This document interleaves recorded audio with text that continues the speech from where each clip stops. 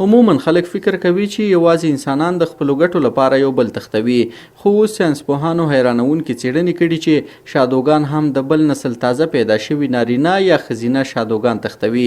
په پاناما کې د یو کوچني ټاپو د ویډیوګانو څېړنه ښیي چې کوچین نومي شادوګان کې د هاولر نسل لږ تر لږه 11 کوچني شادوګان په 2022 او 2023 میلادي کلونو کې تښتولي دي.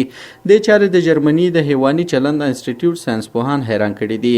دوی وایي هیڅکله یې هم د حیواناتو په نړۍ کې دا ډول عمل نه و لیدلی.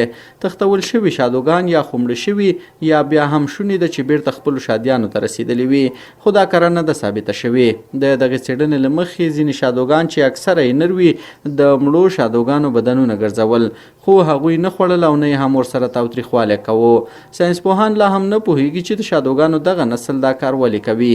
آیا دا د زده کړې، لوبې یا کوم بلې غریزې عمل برخه ده؟ دا یوه بله پوښتنه ده چې تر اوسه یې واضح دلیل نه دی موندل شوی.